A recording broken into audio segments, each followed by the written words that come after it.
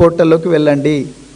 భూభారతి పోర్టల్లోకి వెళ్ళి మీ భూమి భద్రంగా ఉందో లేదో దయచేసి ఒకసారి చెక్ చేసుకోండి. మీ భూమిలో ఈసీ అని ఒక మాడ్యూల్ ఉంటుంది, ఎన్కంబరెన్స్ సర్టిఫికెట్ అని ఒక మాడ్యూల్ ఉంటుంది. ఈ ఎన్కంబరెన్స్ సర్టిఫికెట్ అనే మాడ్యూల్ను దయచేసి ప్రెస్ చేయండి. మీకు అందులో ఏ వివరాలు దొరకవు. ప్రజలు తమ భూముల వివరాలను, తమ ట్రాన్సాక్షన్ వివరాలను తెలుసుకోవడానికే పెట్టింది ఆనాడు కేసీఆర్ గారు ఈసీ అని ధరణి పోర్టల్లో పెట్టారు. ఆ భూభారతి, ఇప్పుడు దాన్ని భూభారతిగా మార్చారు 2025లో. ఆ భూభారతి పోర్టల్లో ఇప్పుడు ఈసీ అనే మాడ్యూల్ను మనం ప్రెస్ చేస్తే అందులో మనకు కేవలం ఏమీ కనిపించదు. ఒక పేజ్ వస్తుంది, ఈ పేజ్ పనిచేయడం లేదని వచ్చేస్తుంది. అంటే ప్రజలకు సంబంధించిన లక్షలాది ఎకరాల భూమిని, వాటి వివరాలను వాళ్లకు తెలియకుండా దాచిపెట్టారు ప్రభుత్వం. ఇది అత్యంత దుర్మార్గమైన చర్య. రాజ్యాంగం ప్రకారం భూమి కలిగి ఉండడం కూడా ఒక హక్కు, మానవ హక్కు. సుప్రీంకోర్టు చాలాసార్లు చెప్పింది, ప్రాథమిక హక్కు.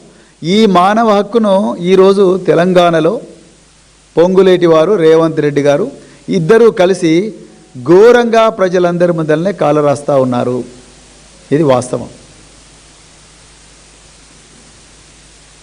మరి ఈ ధరణి పోర్టల్ తెలంగాణ తొలి ముఖ్యమంత్రి కేసీఆర్ గారు ఎందుకు తీసుకొచ్చారు? రైతులకు అనాదిగా క్షేత్రస్థాయిలో జరుగుతున్న తీవ్ర ఇబ్బందులను దృష్టిలో పెట్టుకొని, ఎన్నో అవకతవకలు క్షేత్రస్థాయిలో దొరుకుతుంటే రైతులకు ఎంతో కష్టాలు అవుతుంటే, ఆ కష్టాల నుంచి రైతులను విముక్తి చేయడం కోసం ధరణి పోర్టల్ అక్టోబర్ 2020లో దాన్ని ప్రారంభించారు. మంచి రెప్యుటేషన్ ఉన్న సంస్థకు దాన్ని అప్పగించారు. అప్పటి వరకు ఏం కాలేదు. ఎప్పుడైతే కాంగ్రెసు నాయకులు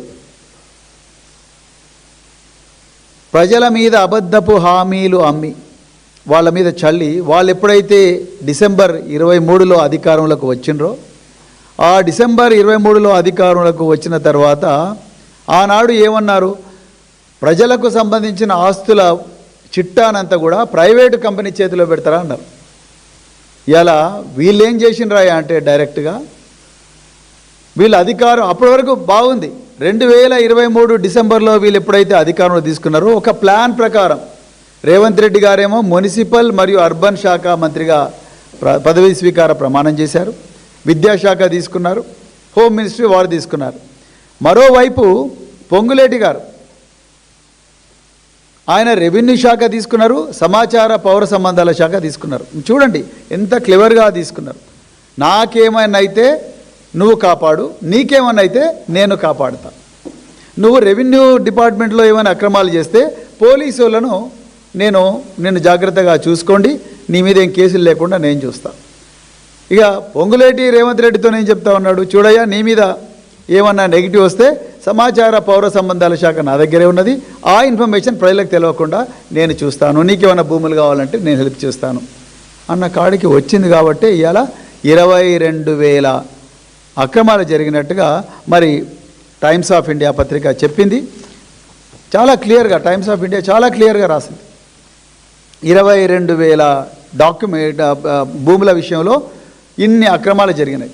నిజానికి రూల్ 4 ఆఫ్ ఆర్ఓఆర్ అంటే రికార్డ్ ఆఫ్ రైట్స్ రూల్స్ ఏం చెప్తున్నాయా అంటే, రూల్ 4 ఏం చెప్తుందంటే, ఏ భూమికి సంబంధించిన బదలాయింపు జరగాలన్నా భూమి ఓనర్స్ ఎవరైతే ఉన్నారో వాళ్లకు నోటీస్ ఇవ్వాలి, వాళ్ళకు ముందస్తు సమాచారం ఇవ్వాలి, కొనుక్కునే వాళ్ళకు కూడా ముందస్తు సమాచారం ఇవ్వాలి.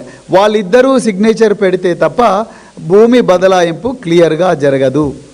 ఇది fundamental rule, golden rule.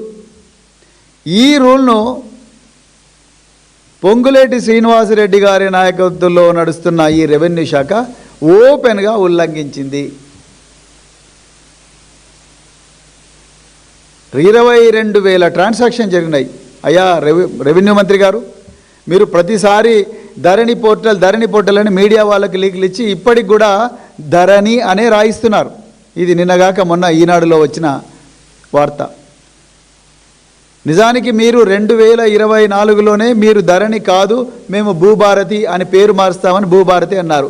Bhubharati తర్వాత ఇవన్నీ కూడా మీ కంట్రోల్లోనే ఉన్నాయి. ఇది మీరు ప్రజలకు చెప్పడం లేదు. ఇక్కడ చూడండి, పోర్టల్లో దొంగలు పడ్డారు అని ఒక మరో న్యూస్ రాయించారు మీరు.